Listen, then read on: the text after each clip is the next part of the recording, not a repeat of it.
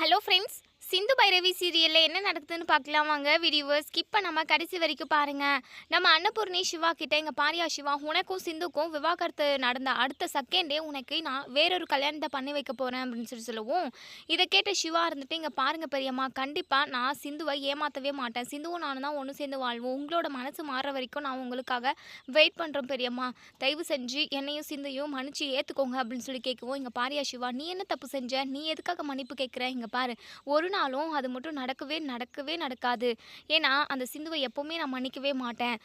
அதையும் தாண்டி என் பேச்சை மீறி நீ சிந்து கூட ஒன்று சேர்ந்து வாழணும்னு முடிவு எடுத்த அப்படின்னா அடுத்த நிமிஷமே நான் உயிரோடு இருக்க மாட்டேன்னு சொல்லிட்டு அன்னபூர்ணி ரூம்குள்ளே போயிடுறாங்க.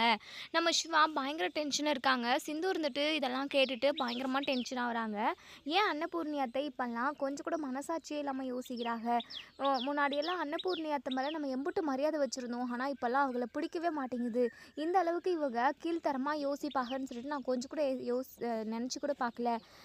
எதுக்காக டாக்டரோட மனசை இப்படி கலைக்கிறாங்கன்னு தெரியலையே அப்படின்னு சொல்லிட்டு இங்கே நம்ம சிந்து வந்து ரொம்பவே டென்ஷன் ஆகுறாங்க. இன்னொரு சைடு இங்கே மகா அன்னபூர்ணியோட ரூம்குள்ளே போயிட்டு, அக்கா இங்கே பாருங்கக்கா, இப்படியே நீங்கள் விட்டீங்க அப்படின்னா கொஞ்சம் கொஞ்சமாக இன்னுமே அந்த சிந்து சிவாவோட மனசை மாற்றி இந்த வீட்டை விட்டு எங்கேயாவது கூட்டிகிட்டு போகிறதுக்கு கூட நிறைய வாய்ப்பு இருக்குது. என்ன சொல்கிற மகா அப்படின்னு சொல்லி கேட்கவும், ஆமாக்கா, ஏன்னா இப்போது அதாவது கொஞ்ச நாளைக்கு முன்னாடி வரைக்குமே சிவாவுமே சிந்துவை ஏற்றுக்காம தான் இருந்தான். ஆனால் இன்றைக்கி அதாவது சிந்துவை ஏமாற்ற மாட்டேன்னு சொல்லிட்டு அவன் சொல்கிறான். இன்னும் கொஞ்ச நாள் நம்ம இப்படியே விட்டோம் அப்படின்னா கண்டிப்பாக சிவா சிந்துவை கூட்டிக்கிட்டு எங்கேயாவது போயிடுவான்னு எனக்கு தோணிக்கிட்டே இருக்குது. அது நடக்கிறதுக்கு முன்னாடி நம்ம ஒரு விஷயம் பண்ணலாம்க்கா. இப்படியே நம்ம விட்டு வச்சுருந்தோம் அப்படின்னா இது நமக்கும் நல்லதில்லை, அந்த சிவாவுக்கும் நல்லதில்லை அப்படின்னு சொல்கிறாங்க. மகா, நம்ம என்ன தான் பண்ண முடியும்? அதான் சிவா சிந்து கூட தான் ஒன்று சேர்ந்து வாழ்வுன்னு சொல்லிட்டு அவ்வளோ ஆணித்தனமாக சொல்கிறானே. அதுவும் என் விருப்பத்துக்கு மாறாக நான் செய்ய மாட்டேன், உங்களோட வார்த்தைக்காக தான் வெயிட்டிங்கன்ற மாதிரி சொல்லிக்கிட்டு இருக்கான். ஏதோ கொஞ்சம் நஞ்சம் என் மேலே இருக்கிற பாசத்தினால இப்போ வரைக்கும் சிந்து கூட ஒன்று சேர்ந்து வாழ்கிற முடிவு அவன் எடுக்கலை. என்னுடைய வார்த்தைக்காக தான் காத்துக்கிட்டு இருக்கான் போல். அக்கா, இதுதான்க்கா நமக்கு ப்ளஸ் பாயிண்ட்டே. சிவா நம்ம பக்கம் இருக்கிற வரைக்கும் தான் நல்லது. அவன் நம்ம பக்கம் இருக்கிறதுக்கு அதாவது இருக்கிறப்பவே நம்ம செய்ய வேண்டியதை செஞ்சுருவோம். சிந்து நிரந்தரமாக அந்த வீட்டை விட்டு போகிற மாதிரியும் இல்லை, அவள் இங்கே கூட இருக்கட்டும்க்கா. ஆனால் சிவா சிந்துவை நிரந்தரமாக வெறுக்கணும். அதுக்கான ஒரு வழி என்கிட்ட இருக்குக்கா அப்படின்னு சொல்லிட்டு, என்ன சொல்கிற மகா, அப்படி என்ன ஐடியா வச்சுருக்க அப்படின்னு சொல்லிட்டு, அக்கா அதெல்லாம் நான் உங்களுக்கு சரி இப்போவே சொல்கிறேன் அப்படின்னு சொல்லிட்டு அன்னபூர்ணியோட காதில் பிளானை எல்லாமே சொல்லிடுறாங்க. ஸோ இதை கேட்ட அன்னபூரணி, மகா இது தப்பு இல்லையா அப்படின்னு சொல்லிட்டு, அக்கா தப்பு சரின்னு நம்ம பார்த்தோம் அப்படின்னா கண்டிப்பாக சிவா நம்மக்கிட்ட இருந்து ரொம்ப தூரம் தள்ளி போயிடுவான். சிவா நமக்கு வேணும் அப்படின்னா கண்டிப்பாக இப்படி ஒரு காரியத்தை நம்ம செஞ்சு தான் ஆகணும் அப்படின்னு சொல்லிட்டு இங்கே மகா வந்து சொல்கிறாங்க. ஸோ அன்னபூர்ணிக்குமே சிவா நம்ம கூடவே இருக்கணும், நம்ம சொல்கிற பேச்சை கேட்கணும், சிந்துக்கிட்டேருந்து நிரந்தரமாக பிரியணும், சிவா இன்னொரு கல்யாணம் பண்ணிக்கிட்டு சந்தோஷமாக வாழணும் அப்படிங்கிற ஒரு காரணத்துக்காக இங்கே மகா சொன்ன ஐடியாவை எக்ஸிக்யூட் பண்ண சொல்லி அன்னபூர்ணி சொல்கிறாங்க. ஸோ மகாவுக்குமே ரொம்ப சந்தோஷமாக இருக்குது. ஸோ சிவா வந்து சிந்துக்கிட்டேருந்து நிரந்தரமாக பிரியணுன்றதுக்காக இங்கே மகாவுமே இப்போது அன்னபூர்ணி கூட க்ளோஸ் ஆகிடுறாங்க. ஏன்னா மகா பண்ண தப்பு எல்லாமே மறைஞ்சு போயிடுது. நம்ம அன்னபூர்ணி ரொம்ப ரொம்ப தப்பான முடிவு தான் எடுத்திருக்காங்க. ஸோ பின்னாடி யோசிப்பாங்க. இப்போது மகா அதுக்கான ஏற்பாடு எல்லாமே பண்ணுறாங்க. இசக்கிக்கு கால் பண்ணி கோவிலுக்கு வர சொல்கிறாங்க. ஸோ இசக்கி வந்ததுமே, என்னக்கா என்ன திடீர்னு வர சொல்லியிருக்க அப்படின்னு சொல்லிட்டு, இசக்கி அந்த சிந்து ஓவராக பண்ணிக்கிட்டு இருக்காடா. சிந்துவும் சிவாவும் யாருக்கும் தெரியாமல் மெடிக்கல் கேம்ப் போயிட்டு அங்கே ரூம் எடுத்து 2 பேரும் ஒரே ரூமில் ஒரே பெட்டில் படுத்துக்கிட்டு இருந்தாங்கடா அப்படின்னு சொல்லவும், இதை கேட்ட இசக்கி பயங்கரமாக ஷாக் ஆகுறாங்க. என்னக்கா சொல்கிற அப்படின்னு சொல்லிட்டு, ஆமாண்டா, அதை அன்னபூரணியும் நானும் நேர்லேயே பார்த்துட்டோம். அதுக்கப்புறம் அன்னபூர்ணி அக்கா கிட்டே நான் கொஞ்சம் கொஞ்சமாக நெருங்க ஆரம்பிச்சிட்டேன். சிவா விஷயத்தை வச்சு நான் அந்த வீட்டுக்குள்ளே போகவும் ஆரம்பிச்சிட்டேன்டா. அது மட்டும் இல்லாமல் சிவா கிட்டேருந்து நிரந்தரமாக சிந்துவை பிரிக்கணும்னு சொல்லிட்டு ஒரு ஐடியாவுமே சொன்னேன். அதுக்குமே அக்கா ஓகே சொல்லியிருக்காங்க. அப்படி என்னக்கா ஐடியா அப்படின்னு சொல்லி கேட்கவும், இங்கே ஹெசிக்கி கிட்டேயுமே சொல்கிறாங்க, அந்த சாமியார்கிட்ட போய் ஆகணும்டா அப்படின்னு சொல்லிட்டு, சரி அந்த சாமியார்கிட்ட தானே, அவரை வச்சு தான் நம்ம நிறைய கிரிமினல் வேலையெல்லாம் பார்த்துருக்கோம். சரி வா போகலாம் அப்படின்னு சொல்லிட்டு இவங்க 2 பேருமே அந்த ஒரு சாமியார்கிட்ட, கிரிமினல் சாமியார்னு கூட சொல்லலாம், அந்த சாமியார்கிட்ட தான் போகிறாங்க. அதாவது அந்த கிரிமினல்னால் இப்போ கெடுதல் மட்டும்தான் செய்வாங்க. அதாவது தப்பாக ப்ரெஜ்யூட் ஆகுது, 2 பேரை பிரிக்கிறது, அது மட்டும் இல்லாமல் சண்டை மூட்டி விடுறது, அதுக்காக மட்டும்தான் அவர் வந்து மந்திரம் பண்ணுவார் போல். ஸோ எசக்கியும் மகாவும் இப்போ அந்த சாமியார்கிட்ட போகிறாங்க. அங்கே நிறைய கூட்டமாக இருக்காங்க. ஸோ எப்படி இவங்க இன்றைக்கி ஃபுல்லாகவே இருந்தாலுமே இந்த கூட்டம் வந்து போகாது போல். அந்தளவுக்கு கூட்டமாக இருக்காங்களேக்கா, எப்படிக்கா அந்த சுவாமியாரை இப்போ நம்ம மீட் பண்ணி பேசுறது அப்படின்னு சொல்லிட்டு, இருடா நம்ம தான் நிறைய டைம் வந்திருக்கோம்ல, யாருக்கிட்டையாவது பேசி நம்ம சீக்கிரமாக போய் பார்ப்போம் அப்படின்னு சொல்லிட்டு ரெக்வஸ்ட் பண்ணி ஒரு வழியாக அந்த சாமியார்கிட்ட போயிடுறாங்க. ஸோ அந்த சாமியார்கிட்ட போனதுமே, சுவாமி உங்களை நம்பி நாங்கள் வந்திருக்கோம், தயவு செஞ்சு நாங்கள் நினச்சி வந்த காரியம் சக்ஸஸ் ஆகணும், அதுக்கு நீங்கள் தான் வழி சொல்லணும், நீங்கள் தான் அதை சக்ஸஸ் பண்ணணும் அப்படின்ற மாதிரிலாம் சொல்கிறாங்க. சரி தாயி, எல்லாமே சக்ஸஸ் ஆகும், என்னால் முடியாததுன்னு இந்த உலகத்தில் எதுவுமே கிடையாது, நான் எல்லாத்தையுமே முடிச்சு காட்டுவேன், விஷயம் என்னன்னு சொல்லுமா அப்படின்னு சொல்லிட்டு உடனேங்க அந்த அதாவது மகாவுமே சொல்கிறாங்க, என் பையனோட பொண்டாட்டின்னு ஒருத்தி இருக்கா, என் பையனை ஏமாற்றி கல்யாணம் பண்ணிட்டு வந்தவ, அவளை பார்த்தாவே என் பையனுக்கு பிடிக்காம தான் இருந்துச்சு, ஆனால் இப்போது என்ன மந்திரம் பண்ணாலும் தெரியல, என் பையன் அவள் பின்னாடியே சுற்றி சுற்றி போய்கிட்டு இருக்கான், என் பையனை விட்டு நிரந்தரமாக பிரியணும், அது மட்டும் இல்லாமல் என் பையனுக்கு அந்த சிந்துவை பார்த்தாவே பிடிக்கவே கூடாது, அவளை பார்த்தா எரிச்சலாக இருக்கணும், அவனுக்கு அவன் முகத்திலே முழிக்கக்கூடாதுன்ற எண்ணம் அவனுக்கு தோணணும் சுவாமி, அதுக்கு ஏதாவது வழி செய்ய முடியுமா அப்படின்னு சொல்லிட்டு. கண்டிப்பாம்மா, இதெல்லாம் சாதாரண விஷயம், இதுக்கு ஏன் இவ்வளோ அப்படியே ரொம்ப கஷ்டப்படுறீங்க, நடக்குமா நடக்காதான்னு? கண்டிப்பாக நடக்கும், அவ்வளோதானே, அந்த பொண்ணை நிரந்தரமாக பிரிக்கணும், அந்த பொண்ணு மேலே வெறுப்பை மூட்டணும், அது மட்டும் இல்லாமல் உங்கள் பையனுக்கு அந்த பொண்ணை பார்த்தாவே ஆகக்கூடாது, அவ்வளோதானே, பண்ணிக்கலாம் சுவாமி. அதே சமயம் என் பையனுக்கு வேற ஒரு நல்ல பொண்ணை பார்த்து கல்யாணம் பண்ணலான்னு சொல்லிட்டு நாங்கள் முடிவு பண்ணியிருக்கோம், அந்த கல்யாணமும் நடக்கணும் அப்படின்னு சொல்லிட்டு. கண்டிப்பாம்மா, நான் ஈஸியாக பண்ணி கொடுத்துட்றேன், இதை நீங்கள் கவலையே பட வேண்டாம், 3 நாளில் உங்கள் பையன் மனசு மாறி நீங்கள் சொல்கிறத மட்டும்தான் கேட்பான், நீங்கள் யாரை கல்யாணம் பண்ணிக்க சொன்னாலுமே வந்து தாலியை கட்டுறதுக்கு ரெடியாக இருப்பான், அந்த மாதிரி நான் பண்ணி கொடுத்துட்றேன் அப்படின்னு சொல்லிட்டு அந்த சுவாமியார் சொல்கிறாங்க. ஸோ மகா ரொம்ப சந்தோஷப்படுறாங்க, எசக்கி சூப்பர் எசக்கி அப்படின்ற மாதிரி 2 பேருமா சைகை பண்ணிக்கிறாங்க. இப்போது அந்த சுவாமியாருமே ஒரு சில பொருளெல்லாம் வச்சு மந்திரம் பண்ணுறாங்க. ஸோ அந்த பொருளை வந்து இப்போது நம்ம மகா கிட்ட கொடுக்குறாங்க.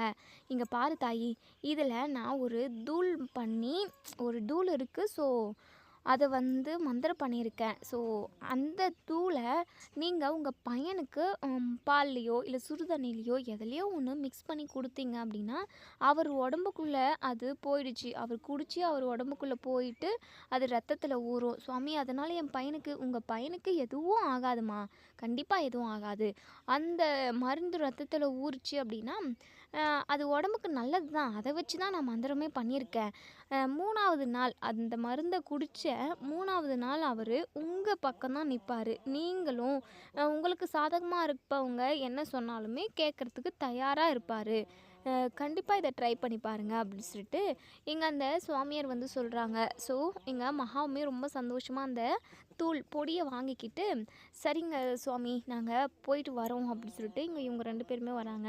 சரி எசக்கி, நீ பத்திரம், உங்ககிட்ட ஏதாவது காசு இருக்கா இல்லையா அப்படின்னு சொல்லிட்டு. அக்கா எல்லா காசுமே தீர்ந்து போச்சுக்கா, ஏதாவது இருந்தால் கொடுத்துட்டு போக்கா அப்படின்னு சொல்லிட்டு. சரிடா அப்படின்னு சொல்லிட்டு ஒரு 10,000 ரூபாவை எசக்கி கிட்ட கொடுத்துட்டு செலவுக்கு எங்கள் மகாவுமே வீட்டுக்கு போகிறாங்க. ஸோ வீட்டுக்கு போயிட்டு அன்னபூர்ணியோட ரூமுக்கு போகிறாங்க. அக்கா நான் அதுக்கான வழியை இப்போது வீட்டுக்கு பொருளாகவே கொண்டு வந்திருக்கேங்க்கா அப்படி சொல்லிட்டு. என்ன பொருள் அப்படின்னு சொல்லிட்டு. இந்த பொடி தான்க்கா, நீங்கள் இந்த பொடியை மட்டும் சிவாவுக்கு பாலில் கலந்து கொடுத்துட்டீங்க அப்படின்னா இதை குடித்த 3 நாளுக்குள்ளேயே அவன் நம்ம பேச்சை கேட்க ஆரம்பிச்சிருவாங்க்கா அப்படின்னு சொல்லிட்டு. உடனே அன்னபூர்ணி இருந்துட்டு, இது மூலமாக சிவாவுக்கு எந்த பிரச்சனையும் வராது இல்லை அப்படின்னு சொல்லி கேட்கவும், அதெல்லாம் எந்த பிரச்சனையும் வராதுக்கா, நீங்கள் கவலையே படாதீங்க அக்கா, இந்த பொடியை பாலில் கலந்து நான் கொடுத்தேன் அப்படின்னா கண்டிப்பாக சிவா குடிக்கவே மாட்டான், நீங்கள் கொடுத்தீங்க அப்படின்னா தாராளமாக எந்த சந்தேகமும் படாமல் வாங்கி குடிப்பான் அப்படின்னு சொல்லிட்டு.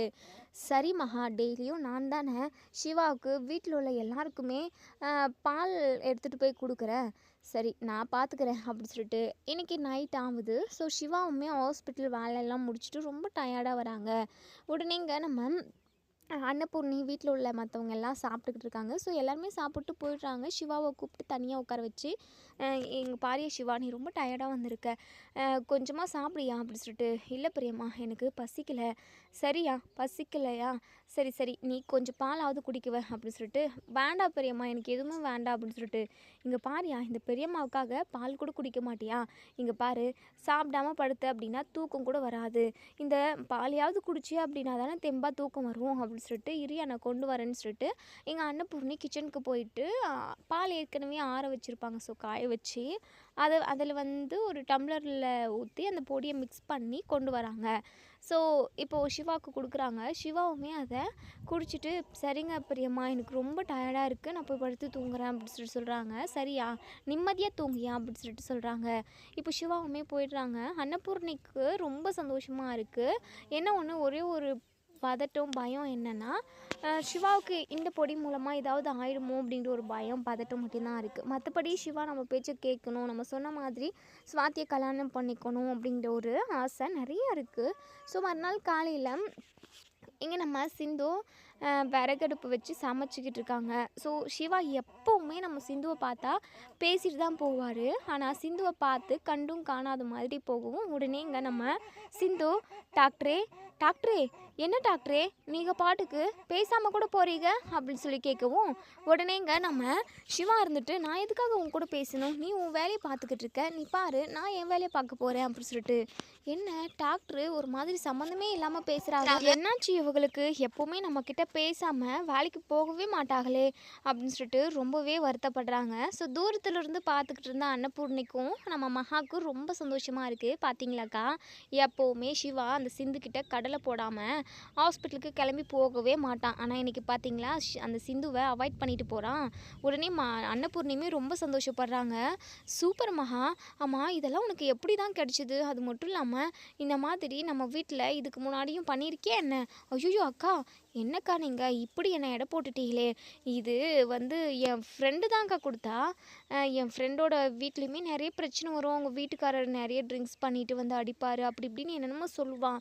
ஸோ இந்த பொடியை வச்சு தான் அவள் அவங்க வீட்டுக்காரவே திருத்திருக்கா போல். ஸோ இந்த விஷயத்த என்கிட்ட சொன்னான். ஸோ இப்போ எனக்கு ஞாபகம் வந்துச்சு, அதனால தான் அவகிட்ட போய் வாங்கிட்டு வந்தேன் அப்படின்ற மாதிரியெல்லாம் என்னென்னமோ சொல்லி ஒரு வழியாக சமாளிக்கிறாங்க.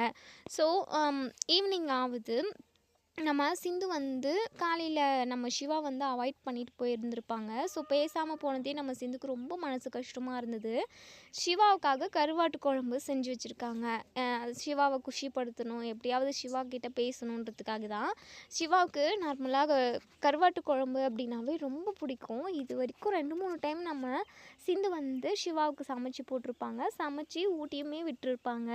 ஸோ சிவா வந்து நல்ல விதமாக நம்மக்கிட்ட பேசணும், கருவாட்டு குழம்பை பார்த்தாவே அவரோட மூட் மாறிடும் அப்படின்னலாம் யோசித்து அவங்களுக்காகவே ஸ்பெஷலாக செஞ்சு வெயிட் பண்ணிக்கிட்டு இருக்காங்க. இப்போ நம்ம சிவாவுமே வராங்க. டாக்டரே வா, டாக்டரே வா, நான் உனக்காக என்ன செஞ்சு வச்சுருக்கேன் தெரியுமா அப்படி சொல்லிட்டு. சிந்துவை பார்த்ததுமே இங்கே சிவா இருந்துட்டு, என்ன எதுக்காக நீயா வந்து வந்து பேசிக்கிட்டே இருக்க, உன் கூட பேசவே எனக்கு சுத்தமாக பிடிக்கல அப்படின்னு சொல்லிட்டு நம்ம சிவா சொல்லவும், இதை கேட்ட இங்கே நம்ம சிந்துக்கு ரொம்பவே மனசு கஷ்டமாக இருக்குது. ஸோ இந்த மகா கொடுத்த அந்த பொடி, அந்த மருந்து தான் இப்போது வேலை செஞ்சுக்கிட்டு இருக்கு போல். அதுதான் அதனால தான் நம்ம சிவா இப்படியெல்லாம் சிந்துக்கிட்ட பேசுகிறாங்க. சிந்து இருந்துட்டு, என்ன டாக்டரே, நேற்று கூட எனக்காக உங்கள் பெரியம்மா கிட்ட எதிர்த்து பேசினீங்க, உங்கள் மனசில் உள்ள விருப்பத்தை எல்லாத்தையுமே சொன்னீங்க. ஆனால் இப்போவும் சரி, காலையிலையும் சரி, என்ன இப்படி உதறி தள்ளுற மாதிரி பேசுகிறீங்களே, நான் யாரோன்ற மாதிரி பேசுகிறீங்களே, இப்படியெல்லாம் பேசாத டாக்டரே, எனக்கு மனசுக்கு ரொம்ப கஷ்டமாக இருக்குது. ஆமாம், உனக்கும் எனக்கும் என்ன சம்மந்தம் இருக்குது அப்படின்ற மாதிரி கேட்கவும், என்ன டாக்டரே இப்படி பேசுகிற அப்படி சொல்லிட்டு. வேறு எப்படி பேச சொல்கிற டாக்டரே, என்ன டாக்டரே எனக்கு ஒன்றுமே புரியல, உனக்காக நான் கருவாட்டு குழம்பெல்லாம் செஞ்சு வச்சுருந்தேன். என்ன கருவாட்டு குழம்பா, சிச்சி இந்த குழம்பெல்லாம் எனக்கு பிடிக்கவே பிடிக்காது அப்படின்னு சொல்லிட்டு நம்ம சிவா அவங்க பாட்டுக்கு நேராக உள்ளே போயிடுறாங்க. சிந்துக்கு என்ன பண்ணுறதுனே தெரியல. என்ன டாக்டரு ஒரு நைட்டில் மாறிட்டாரே, என்னவா இருக்கும்? அந்த மகாத்தையும் அன்னபூர்ணியாத்தையும் டாக்டருக்கு என்ன சொல்லி கொடுத்துருப்பாங்க, இல்லை என்ன பண்ணியிருப்பாங்க? நேற்று வரைக்கும் நம்ம மேலே உயிராக இருந்த டாக்டரை, அன்னபூர்ணியாத்தையை எதிர்த்து பேசின டாக்டரு இன்றைக்கி வேறு மாதிரி பேசுகிறாங்களே, என்னவா இருக்கும் அப்படின்னு சொல்லிட்டு ரொம்பவே குழம்பி போயிருக்காங்க. இன்னொரு சைடு இங்கே அன்னபூரணி வா சிவா வா வா அப்படின்னு சொல்லிட்டு என்ன பெரியம்மா இந்த சிந்து அதான் வெளியே அடுப்பாங்கரையில் சாப்பாடு செய்வாளே அவள் ஏன் என்கிட்ட விடாத துரத்தி துரத்தி பேசிக்கிட்டே இருக்கா? ஒருவேளை அவளுக்கு என் மேலே லவ் இருக்குமோ? என்னையா சொல்கிற? ஆமாம் பெரியம்மா, நான் அவாய்ட் பண்ணிட்டு போனாலுமே என்கிட்ட வந்து பேசுகிறா. எனக்கு ரொம்ப சுத்தமாக பிடிக்கல. அவள் முகத்தை பார்த்தாவே எரிச்சலாக வருது பெரியம்மா அப்படின்னு சொல்லிட்டு. இங்கே நம்ம அன்னபூர்ணிக்கு அவ்வளோ ஒரு சந்தோஷமாக இருக்குது. அவங்க நினச்சது நடக்க போகுது. ஸோ உடனே இங்கே நம்ம அன்னபூர்ணி இப்படியே இந்த பிட்டை வச்சு ஏதாவது நம்ம கல்யாண விஷயமா பேசுவோம் அப்படின்னு சொல்லிட்டு. இங்கே பாரியா சிவா, நீயும் அழகாக இருக்க, நல்லா வேலைக்கு போகிற, கை நிறைய சம்பாதிக்கிற, சொந்தமாக ஹாஸ்பிட்டலில் வச்சுருக்க, இப்படியெல்லாம் இருக்கிற ஒரு நல்ல பையனை பார்த்து எந்த பொண்ணுக்கு தான் ஆசை வராது? இங்கே பாரியா சிவா, நீ சீக்கிரமாகவே கல்யாணம் பண்ணிக்கிட்ட அப்படின்னா தான் உன்னை இப்படி கண்டவங்கெல்லாம் உன்னை பார்க்க மாட்டாங்க அப்படின்னு சொல்லிட்டு இங்கே நம்ம அன்னபூர்ணி சொல்கிறாங்க. உடனே சிவா யோசிக்கிறாங்க. மகா, ஆறுமுகம், பைரவி எல்லாம் அங்கே தான் இருக்காங்க. பைரவிக்கு பயங்கரமாக டென்ஷன் ஆகுது. உடனே சிவாவுமே ஆமாம் பெரியம்மா, நீங்கள் சொல்கிறதும் கரெக்டு தானே. சரிங்க பெரியம்மா, நான் லவ்வுமே பண்ணல. அப்படி இருக்கிறப்போ எனக்கு சடான்னு கல்யாணம் ஆகணும்னா என்ன பெரியம்மா பண்ண முடியும் அப்படின்னு சொல்லி கேட்கவும் உடனே அன்னபூர்ணி இருந்துட்டு இங்கே பாரியா சிவா, நீ கவலையே படாத. உனக்காக நான் ஒரு பொண்ணு பார்த்து வச்சுருக்கேன். அத்தை பொண்ணு தான், உனக்கு முறை பொண்ணு தான் அப்படின்ட்டு. யார் பெரியம்மா அப்படின்னு சொல்லி கேட்கவும் ஸ்வாதி தான் அப்படி சொல்லிட்டு. ஓ ஸ்வாதியா, ஓகே ஓகே, ரொம்ப அழகாகவும் இருக்கா, நல்லா படிச்சிருக்கா, ஓகே பெரியம்மா, உங்களுக்கு பிடிச்சிருந்தது அப்படின்னா எனக்கு ஓகே தான் அப்படின்னு சொல்லி சொல்கிறாங்க. ஸோ நம்ம அன்னபூர்ணிக்கு சந்தோஷத்துக்கு அளவே இல்லை, அந்த அளவுக்கு பயங்கரமாக ஹாப்பி ஆகுறாங்க. சரிங்க பெரியம்மா, அதுக்கான ஏற்பாடு நீங்கள் பண்ணுங்கள், என்கேஜ்மெண்ட்டு பண்ணுறதுக்கான ஏற்பாடு நீங்கள் பண்ணுங்கள் அப்படின்னு சொல்லிட்டு சிவா வந்து ரூம்குள்ளே போயிடுறாங்க. ஸோ உடனே ஆறுமுகம் இருந்துட்டு அம்மா என்னம்மா நடக்குதுங்க, என்ன நடக்குதுன்னு எனக்கு ஒன்றுமே புரியலையே அப்படின்னு சொல்லிட்டு. உடனே அன்னபூர்ணி இருந்துட்டு ஆறுமுகம் என்ன நடக்குது, எல்லாம் நடக்கிறதெல்லாம் கரெக்டாக தான் நடந்துக்கிட்டு இருக்கு, நீ எதுவும் பேசாமல் இரு அப்படின்னு சொல்லிட்டு. உடனே இங்கே நம்ம பைரவி இருந்துட்டு என்னத்த நீங்கள் சிவா வேறு என்னென்னமோ சொல்லிட்டு போகிறாரு, நீங்களும் என்னென்னமோ சொல்லிக்கிட்டு இருக்கீங்க, இதெல்லாம் கொஞ்சம் கூட சரியில்லாத்த. சிந்து சிவா கூட ஒன்று சேர்ந்து வாழணும்னு சொல்லிட்டு அவ்வளோ ஆசையாக இருக்கா. அது மட்டும் இல்லாமல் சிவாவை கல்யாணம் பண்ணிக்கிறதுக்காக அவள் எவ்வளோலாம் ரிஸ்க் எடுத்திருக்கா. அது மட்டும் இல்லாமல் இப்போ தண்டனையுமே அனுபவிச்சுக்கிட்டு இருக்கா பெரியம்மா அத்தை. அப்படி இருக்கிறப்போ அவள் ஆசையில் மண்ணவாரி போடுற மாதிரி நீங்கள் இப்படி ஒரு முடிவு எடுத்திருக்கீங்களே. அதுவும் சிவாவுமே ஓகே சொல்கிறாரு, எனக்கு ஒன்றுமே புரியல. இங்கே பாருங்க அத்தை, தயவு செஞ்சு சிந்துவோட வாழ்க்கையை கெடுத்துடாதீங்க, சிந்துவும் சிவாவும் ஒன்று சேர்ந்து வாழ்ந்தாதான் நல்லா இருக்கும் அப்படின்னு சொல்லிட்டு இங்கே நம்ம பைரவி வந்து சொல்கிறாங்க.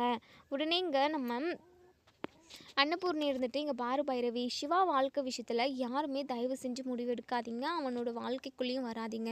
அவனோட வாழ்க்கையை நல்லபடியாக சரி செய்கிறது மட்டும்தான் என்னுடைய வேலை. அவன் இப்போது கரெக்டான முடிவு தான் எடுத்திருக்கான் அப்படின்னு சொல்லிட்டு. இப்போது இங்கே பைரவிக்கு டென்ஷன் ஆகுது. மகாவை ரொம்ப சந்தோஷப்படுறாங்க. அதுக்கப்புறம் ஸ்வாதி ரூமில் இருந்து வந்ததுமே ஸ்வாதி உனக்கு ஒரு சந்தோஷமான விஷயம், சிவா உன்னை கல்யாணம் பண்ணிக்கிறதுக்கு ஓகே சொல்லிட்டான் அப்படின்னு சொல்லிட்டு. இதை கேட்டு ஸ்வாதிக்கு பயங்கர ஹாப்பி. என்ன ஆண்டி சொல்கிறீங்க அப்படின்னு சொல்லி கேட்கவும் ஆமாம்மா, நான் இப்போ தான் அவங்கக்கிட்ட பேசினேன், உங்களுக்கு ஒரு நல்ல நாளாக பார்த்து 2 பேரையுமே மணமேடைக்கு ஏற்றி என்கேஜ்மெண்ட் செய்யலாம். நெக்ஸ்ட்டு உங்களுக்கு மேரேஜ் தான், சீக்கிரமாகவே இதெல்லாம் செஞ்சு முடிச்சிடலாம். இந்த வீட்டுக்கு ஒரு குட்டி குழந்தைய பெற்று கொடுக்க வேண்டிய பொறுப்பு உனக்கு இருக்குமா அப்படி சொல்லிட்டு. உடனே இங்கே நம்ம ஸ்வாதி வைக்கப்படுறாங்க. உடனே பைரவி இருந்துட்டு இங்கே பாருங்கள் அத்தை, நீங்கள் பண்ணிக்கிட்டு இருக்கிறது கொஞ்சம் கூட சரியில்லை அத்தை. இவன் என்னமோ என்கேஜ்மெண்ட் மேரேஜ் குழந்தை அது இதுன்னு பேசுகிறீங்க. இங்கே பாருங்கள், ஒரு பொண்ணோட வாழ்க்கைக்கு எடுத்து அந்த பாவத்தை உங்கள் தலையில் கட்டிக்காதீங்க. தயவு செஞ்சு சிந்துவோட வாழ்க்கையில் விளையாடாதீங்க அத்தை அப்படி சொல்லிட்டு. உடனே இங்கே அன்னபூர்ணி எடுத்துகிட்டு பைரவி, இப்போ தான் நான் உங்ககிட்ட சொன்னேன், சிவா வாழ்க்கை விஷயத்தில் யாரும் முடிவெடுக்க வேண்டாம்.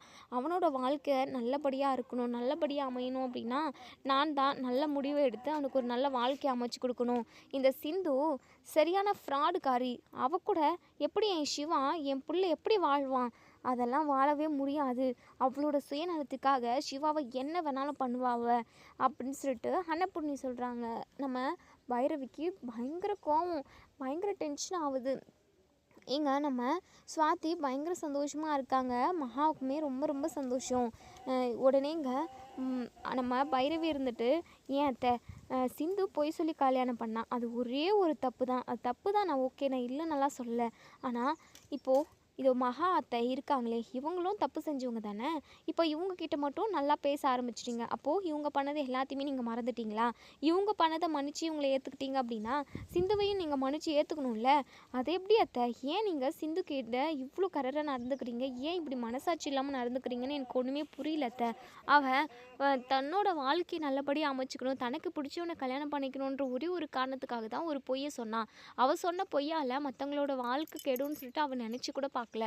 எனக்கும் ஆறுமுகத்துக்கும் கல்யாணம் நடக்கணும்னு கூட அவன் நினைக்கல. ஆனால் தெரியாமல் நடந்த விஷயம் தான், நிறைய விஷயம் நடந்துருச்சு அவளுக்கே தெரியாமல். ஆனால் இப்போது அவள் உயிருக்கு உயிராக நேசிக்கிற சிவாவை நிரந்தரமாக அவகிட்டேருந்து பிரிக்கணும்னு நினைக்கிறீங்களே, இதெல்லாம் கொஞ்சம் கூட சரியில்லை அத்தை. தயவு செஞ்சு யோசிச்சு ஒரு நல்ல முடிவாக எடுங்கத்த அப்படின்னு சொல்லிட்டு இங்கே நம்ம பைரவி வந்து சொல்கிறாங்க.